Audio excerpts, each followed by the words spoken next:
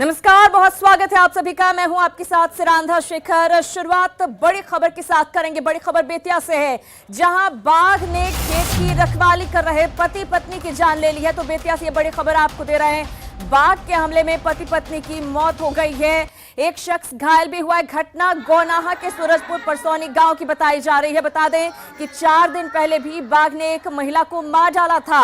बाघ के इस आतंक से इलाके के लोग डरे हुए हैं। आप देख सकते हैं पति पत्नी के मौत के बाद मातम गांव में पसरा हुआ है। गौनाहा के सूरजपुर परसौनी की तस्वीरें हम आपको दिखा रहे हैं।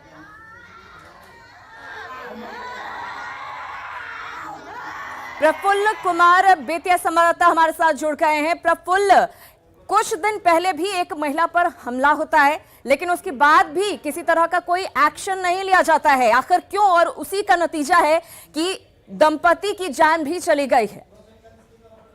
जी सिरांदा, बिल्कुल। ये कुछ दिन पहले करीब 9 फरवरी को ये इस तरह की घटना हुई थी, जब बाघ ने हमला कर दिया और एक महिला की मौत हो गई। और फिर देर रात दो पति पत्नी जो थे वो अपने खेत पे गए थे रखवाली करने, और जंगल से निकलकर जो बाघ ने हमला कर दिया है। तो अक्सर इस इलाके में जो जंगल से सटे गांव है और जो रिहायशी इलाके हैं, वहां बाघ पहुंच जा रहा है, लोगों पे हमला कर रहा है। इतना ही नहीं, आम लोग, आदमी के साथ साथ इंसानों के साथ साथ मवेशी को पर भी खतरा है, और अक्सर मवेशियों का शिकार भी बाघ कर लेता है। बावजूद इसके वन विभाग के इसके प्रति लापरवाह बना हुआ है, और लोग जो है वो आक्रोशित भी है कि वन विभाग कोई कारगर कार्रवाई करे, ताकि बार बार जो इस तरह से बाघ का हमला हो रहा है उससे जान बचाई जा सके, इंसानों की जान बचाई जा सके, जानवरों की जान बचाई जा सके। लेकिन ऐसा हो नहीं पा रहा है, और लोग जो है वो इस आदमखोर बाघ का शिकार हो रहा है। जी बिल्कुल प्रफुल्ल, मैं ये जानना चाहूंगी कि वाल्मीकि टाइगर रिजर्व है, वो बिहार की शान है। वहां पर लोग जाते हैं देखने के लिए, जंगली जानवरों को सैर सपाटे के लिए जाते हैं, लेकिन क्या ढंग से वहां पर व्यवस्था नहीं की गई है, जिसकी वजह से बार बार बाघ जो है वो रिहायशी इलाकों में आ जा रहा है, खेत की तरफ आ जा रहा है, जहां पर लोग हैं वहां पर आ जा रहा है। जी बिल्कुल, अक्सर देखने में मिलता है कि वाल्मीकि टाइगर रिजर्व जो है उसमें जो जानवर हैं और खासकर जो बाघ है वो अक्सर जंगल से बाहर आ आपके पास आती हूँ। वाल्मीकि व्याघ्र परियोजना के निदेशक हेमकांत राय जी हमारे साथ जुड़े हुए हैं। हेमकांत जी, आप तो बड़ी बारीकी से इस पर नजर रख रहे होंगे। आखिर क्या वजह है कि बार बार बाघ रिहायशी इलाके में आ जा रहा है? और जैसा कि कुछ दिन पहले भी एक महिला की जान चली गई थी, और एक बार फिर अब एक दंपति पर हमला हुआ, उनकी भी जान चली गई है। क्या वजह है इसकी? इसमें कई कारण होते हैं, बायोलॉजिकल, फिजिकल, और ये जो बाकी वहाँ के सामाजिक ये देखते हुए होती है। बाघों की संख्या तो जरूर हमारे यहाँ पर बढ़ी है, लेकिन इसमें ये जो बाघ अभी जो इंसिडेंट हो रहे हैं, इसमें जो हमें सूचनाएं मिल रही हैं कि एक टाइग्रेस द्वारा यह अटैक किया गया है। और कुछ दिन पहले भी, 4 दिन पहले भी एक महिला की मौत हुई थी टाइगर अटैक में। तो हमें ये लग रहा है कि ये टाइग्रेस जो है, इसका मूवमेंट पिछले जो हम लोगों ने वॉच किया है, इसके रिकॉर्ड्स देखे गए हैं। तो ये पिछले कुछ महीनों से ये बार बार बाहर निकल रही थी। तो इसका एज भी हो सकता है, एज फैक्टर हो सकता है, या फिर ये फिजिकल कोई इसकी कंडीशन हो सकती है। तो अभी जो हमारा जो नेक्स्ट स्टेप हम लोग ये कर रहे हैं, केवाड़ा वार्डन साहब से भी हम लोगों ने ये किया है कि इसको एक बार कैप्चर कर करके, इसे ट्रैंक्विलाइज कर करके इसकी देखी जाए फिजिकल कंडीशन कि क्या कारण है कि ये बार बार बाहर निकल रही है, और ये क्या ये शिकार करने में, जंगल के अंदर शिकार करने में सक्षम नहीं है। और अगर इस तरह की कोई कंडीशन पाई जाती है, तो उसकी फिजिकल कंडीशन ठीक नहीं है, या काफी उसकी ओल्ड एज ऐसी कुछ हो चुकी है कि वो उसके कैनाइंस टूट गए हैं, या जैसे ये जंगल ये फैक्टर्स होते हैं टाइगर्स में, टाइगर्स में। तो ये हम इसकी अब जो हमारा नेक्स्ट स्टेप ये है, क्योंकि ये घटनाएं काफी हो रही हैं, तो अब हम उसे कैप्चर कर करके, उसे ट्रैंक्विलाइज करके, जैसा भी होगा करके उसके हमको फिजिकल कंडीशन जांच करने के बाद आगे की कार्रवाई हम लोग करेंगे, और ये सुनिश्चित करेंगे कि ये घटनाएं बिल्कुल ये बहुत जरूरी है, क्योंकि ऐसा नहीं हुआ तो और लोगों की जान जा सकती है। बहुत धन्यवाद हेमकांत जी हमारे साथ जुड़ने के लिए और इस जानकारी के लिए। तो अब जरूरत इस बात की है कि जो बाघिन हमलावर हो गई है उसको ट्रैंक्विलाइज किया जाए, बेहोश किया जाए, और जानने की कोशिश की जाए कि आखिर वजह क्या है। क्या कोई फिजिकल कंडीशन में कुछ गड़बड़ी है जिसकी वजह से वो बार बार इस इलाके में आ जा रही है? चलिए अगली खबर की ओर रुख करते हैं। खबर किशनगंज से, जहां दिघल बैंक प्रखंड के धनतोला में जंगली हाथियों ने जमकर उत्पात मचाया है। बताया जा रहा है कि नेपाल के जंगल से भटककर हाथियों का झुंड किशनगंज पहुंच गया है। हाथियों ने 10 से ज्यादा घरों को यहां पर नुकसान पहुंचाया है। हाथियों ने किसानों की फसल को पूरी तरह से रौंद डाला है। तस्वीरों में आप देख सकते हैं किस तरह से किसानों की फसल को, केले के पेड़ों को यहां पर हाथियों के झुंड ने रौंद डाला है। बताया जा रहा है कि नेपाल से होकर हाथियों का यह झुंड किशनगंज पहुंचा है और 10 से ज्यादा घरों को नुकसान पहुंचाया है।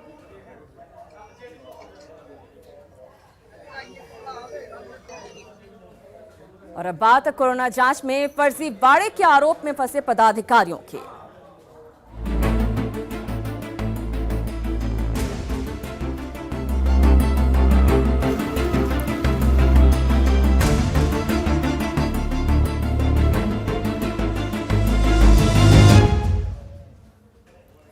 जमुई में कोरोना जांच में फर्जीवाड़े के मामले में बड़ी बात सामने आई है। हम आपको बता दें कि इस पूरे मामले को लेकर बड़ा फर्जीवाड़ा सामने आया है। कोरोना टेस्ट रिपोर्ट के फर्जी आंकड़े देने का आरोप लगा है। सिविल सर्जन समेत 3 चिकित्सा पदाधिकारी और कर्मी पर इसको लेकर गाज गिरी है। कोविड जांच में गलत डेटा देकर खाना पूर्ति की शिकायत के बाद जमुई डीएम अवनीश कुमार सिंह ने जांच का आदेश दिया था। जांच के आदेश के 24 घंटे के भीतर कार्रवाई भी कर दी गई है। हम आपको बता दें, जिला कार्यक्रम पदाधिकारी सुधांशु लाल सस्पेंड किए गए हैं। इस पूरे फर्जीवाड़े के मामले में प्रतिरक्षण पदाधिकारी पर भी इस मामले को लेकर कार्रवाई हुई है और इसके साथ ही बरहट और सिकंदरा के प्रभारी भी निलंबित कर दिए गए हैं। तो जमुई से यह फर्जीवाड़े का मामला सामने आया था। क्रम में कतिपय प्रखंडों में इस बात को सत्य पाया गया है कि जिन लोगों के नाम रजिस्टर में अंकित हैं वास्तव में उन लोगों की टेस्टिंग नहीं हुई थी।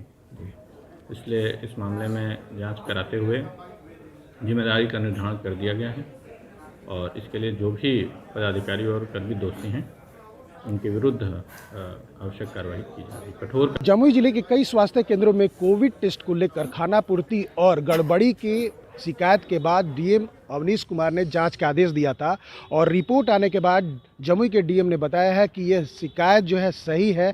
ऐसे कई लोग हैं जिनका कोविड टेस्ट हुआ ही नहीं और उनका रिपोर्ट दे दिया गया।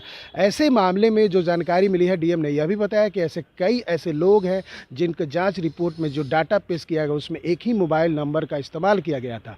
डीएम ने यह भी अभी जानकारी दिया है कि जमुई जिले के सिविल सर्जन, साथ ही बरहट और सिकंदरा के जो प्रभारी हैं उनको निलंबित कर दिया गया है। साथ ही कई ऐसे जो स्वास्थ्य कर्मी हैं, पदाधिकारी हैं जिनको निलंबित किया गया है। साथ में जिला प्रतिरक्षण पदाधिकारी को भी सस्पेंड किया गया है, जैसा कि डीएम ने जानकारी दिया। साथ ही बता दें कि डीएम ने यह भी संकेत दिया है कि आगे और कार्रवाई होगी और सख्त कार्रवाई होगी, जैसा कि डीएम ने बताया है। केसी कुंदन, न्यूज़ 18 जमुई।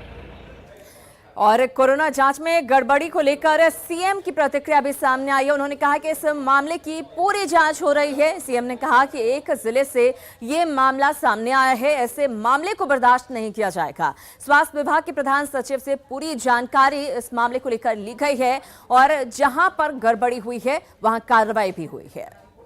देखते ही रहते हैं, लेकिन ऐसी कोई बात है कि किसी के बारे में जांच नहीं किया और उसके बारे में लिख दिया कि जांच की है, तो ये तो गलत बात होगी ना।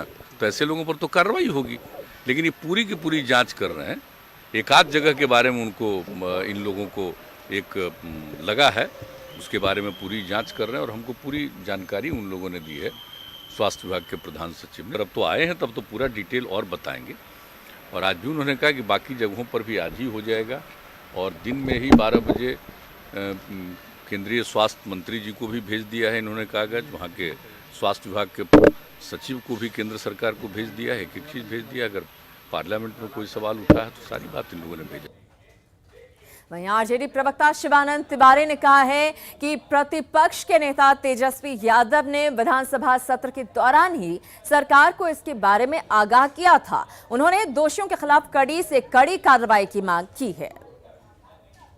आज हमने देखा कि बिहार सरकार ने कुछ कार्रवाई की है जमुई वगैरह में, जहां का मीडिया ने छापा था, उस पर ये आंख में धूल झोंकने के समान है। किसी सिविल सर्जन को और किसी टेक्नीशियन पर कार्रवाई कर देने से ये तो बने बकरी पकड़ के हलाल करना हुआ। ये ऊपर से नीचे तक किस मामले की जांच होनी चाहिए, और हमको भरोसा नहीं है कि बिहार सरकार जो है ईमानदारी के साथ जांच कर पाएगी।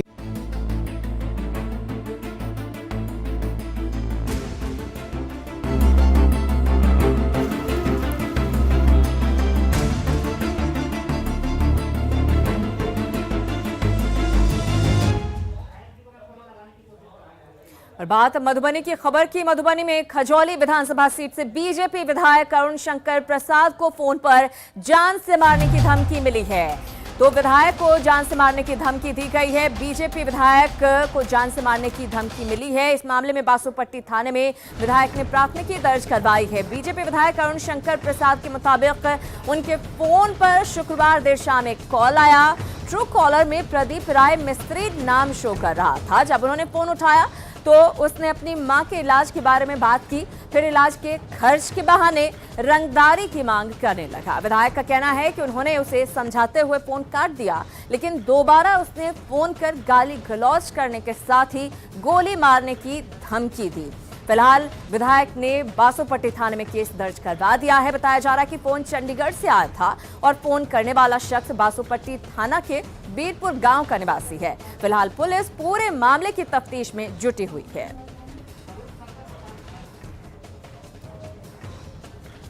और विधायक खुद अरुण शंकर प्रसाद हमारे साथ जुड़े हुए हैं। अरुण शंकर प्रसाद जी, आपसे ही डिटेल में जरा जानना चाहूंगी कि आखिर कौन था वो शख्स, क्या उसकी पूरी जानकारी मिल पाई है और पुलिस क्या एक्शन ले रही है इस पूरे मामले में? हाँ, उस व्यक्ति के बारे में पूरी जानकारी प्राप्त हो गई है और वो व्यक्ति खुद का नाम भी बता ही रहा था और पता करने पर भी वो सही लगता है कि वही व्यक्ति है जी। 11 तारीख को 7:50 में एक फोन आया और उस पर अपने माँ के इलाज के बहाने अंत में वो रंगदारी मांगना शुरू किया कि इलाज का खर्चा दो, ये दो, वो दो। हमने उनको समझाया और उसको कॉल रख दिया। फिर वो दोबारा गाली गलौज करते हुए फोन किया और कहा कि गोली मार देंगे, ऐसे करेंगे, हम घर पहुंचेंगे, तुमको जिंदा नहीं रहने देंगे, ये वो करके बातचीत करते रहा। अंत में हम फिर उसको समझाए लेकिन वो बात नहीं माना, तब हमने उसका कॉल ब्लॉक कर दिया और दूसरे को नंबर दिया कार्यकर्ता को कि बात करो।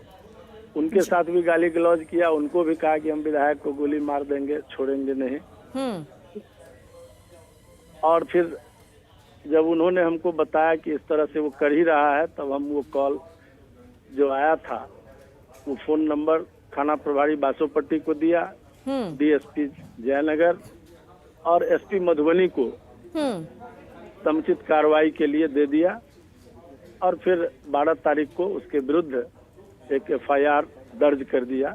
जी बिल्कुल, यानी कि इस पूरे मामले में एफआईआर दर्ज कर ली गई है और पुलिस जो है इस मामले में अब तफ्तीश से जांच करेगी। बहुत धन्यवाद आपका अरुण शंकर प्रसाद जी हमारे साथ जुड़ने के लिए और इस जानकारी के लिए। तो खजौली विधायक हैं, बीजेपी विधायक हैं अरुण शंकर प्रसाद, जिनको फोन पर जान से मारने की धमकी दी गई है। दरअसल मां के इलाज के बहाने पहले फोन किया गया, मदद की मांग की गई, लेकिन विधायक महोदय ने जब इसको लेकर मना किया, डिटेल जानने की कोशिश की, तो गाली गलौज उनके साथ की गई है।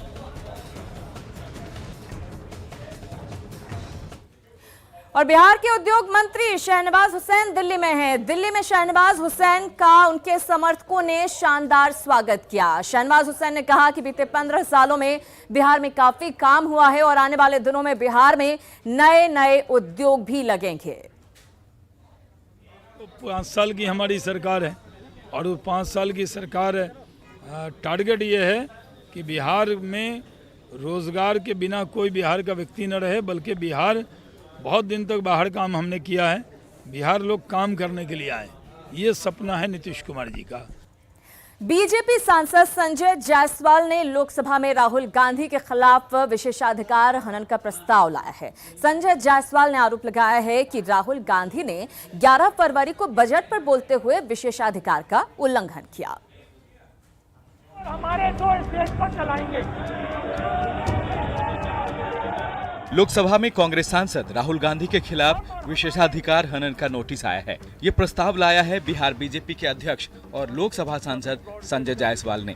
संजय जायसवाल का आरोप है कि राहुल गांधी ने 11 फरवरी को लोकसभा में बजट पर बोलते हुए विशेषाधिकार का हनन तो किया ही, सदन की अवमानना भी की। पहली बार हम लोगों ने देखा कि एक संसद सदस्य आज्ञा दे रहा है कि आप सब मौन धारण के लिए खड़े हो जाइए, और कुछ सदस्य मौन धारण भी कर लेते हैं। इन सब के खिलाफ लोकसभा को कार्रवाई करनी चाहिए। अध्यक्ष महोदय, मैं अपने भाषण के बाद 2 मिनट शहीदों के लिए मौन रहूंगा। आप मेरे साथ खड़े हो जाइए। धन्यवाद।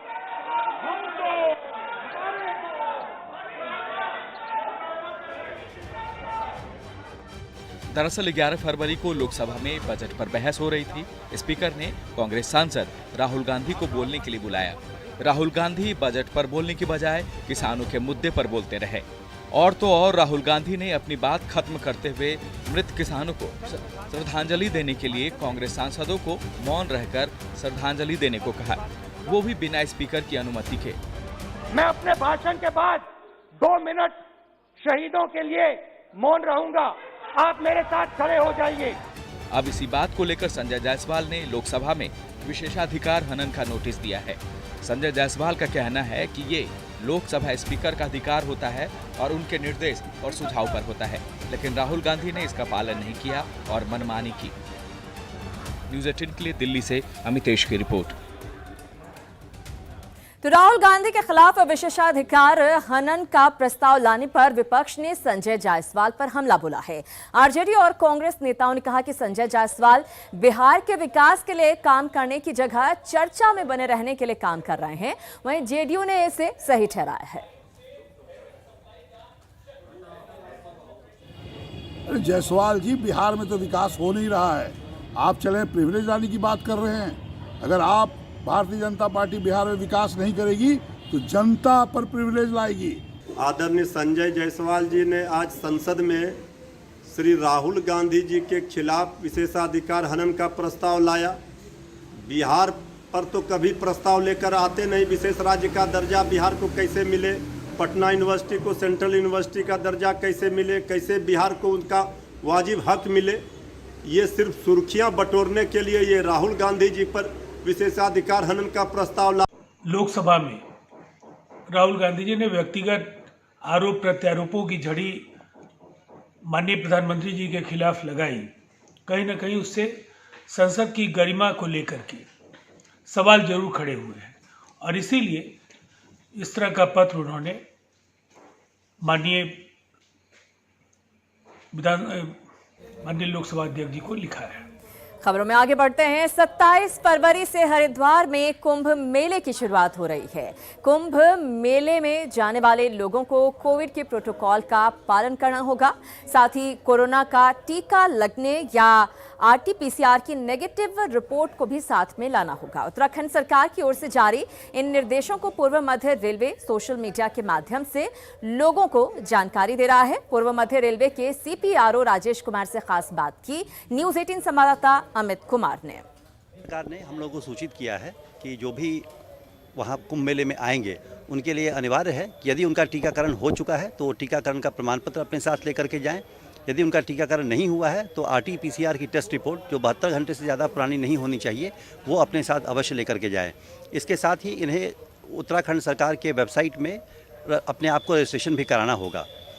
क्या इसकी सूचना जो है वो यात्रियों को जो कुंभ मेले में जाएंगे उन श्रद्धालुओं को रेलवे स्टेशन पे भी आरक्षण के दौरान दिए जाएंगे, या फिर जो ऑनलाइन टिकट ले रहे हैं जो श्रद्धालु उनको ऑनलाइन भी ये जानकारी दी जाएगी? ऐसी कोई तैयारी रेलवे ने की है? बिल्कुल, जितने भी यात्री हैं उनको हम लोग SMS के जरिए सूचित कर रहे हैं उनके रजिस्टर्ड मोबाइल नंबर पे।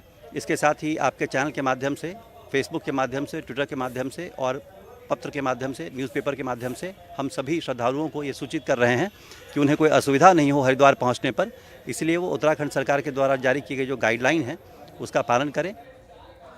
सरकार सड़क और पुल का जाल बिछा रही है, लेकिन कई जगहों पर संवेदक गुणवत्ता का ध्यान नहीं रखते। बेतिया में पश्चिमी करगहिया से पतरखा तक जाने वाली सड़क के बीच एक पुल का निर्माण कराया जा रहा है, जिसमें 12 mm का छड़ लगाना जरूरी है, लेकिन लगाया जा रहा है 8 mm और 10 mm की छड़ को। बड़ी बात यह है कि ऐसा करने के बावजूद संवेदक को कोई डर नहीं है। दुखद यह है कि ग्रामीण कार्य विभाग से कराए जा रहे इस काम पर कोई भी पदाधिकारी बोलने को तैयार नहीं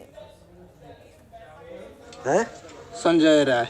अच्छा, ये पुल जो बना था हाँ, कितना mm के छड़ लगाता है? जोन पास इंजीनियर कहलो ही तो लगी। तो अभी कितना लगाता है? 2 से 8 करी, जितना मन को उतना रिकॉर्डिंग।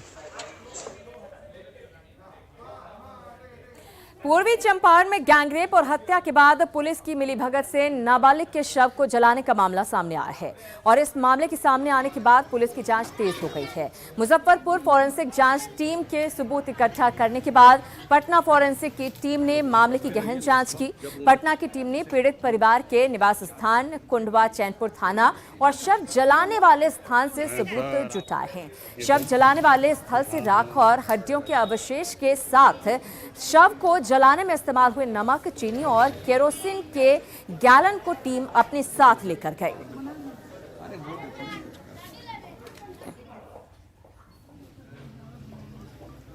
नमक का 1 पैकेट मिला है। साक्ष्य इकट्ठा हो गए? हाँ, साक्ष्य लगभग इकट्ठा कर जी। जिस तरह से ये घटना हुआ और लगभग 15 दिनों के बाद FIR होता है, इससे साफ जाहिर होता है कि इसमें प्रशासन की संलिप्तता। उधर बगहा में कवि सम्मेलन का आयोजन किया गया। इस कवि सम्मेलन में देश के बड़े शायर सुहेल उस्मानी, बादशाह तिवारी और संज्ञा तिवारी समेत कई कवि और शायर शामिल हुए। कोरोना के लंबे दौर के बाद आयोजित इस कवि सम्मेलन को लेकर लोगों में खासा उत्साह देखा गया। तो दौरा पड़ गया और मर गई दादी मेरी। 3 तारीख तय हुआ था साल भर पहले, मगर लॉकडाउन हो गया और कर गई शादी में। बहुत अच्छे, बहुत अच्छे। अगर तो बोल कोई बोल देता है तो लगता है कि जैसे कानों में रस घोल देता है, तो लगता है कि जैसे कानों में रस घोल देता है। मोहब्बत ऐसी बोली है कि जिसको सुन के लोगों, मोहब्बत ऐसी बोली है कि जिसको सुन के लोगों, भले दुश्मन हो कोई द्वार दिल के खोल देता है, भले दुश्मन हो कोई द्वार दिल के खोल देता है। मोहब्बत तुम भी करते थे, मोहब्बत मैं भी करता था। और इसी के साथ अपना बिहार में फिलहाल इतना ही, लेकिन न्यूज़ 18 बिहार झारखंड पर खबरों का सिलसिला लगातार जारी है।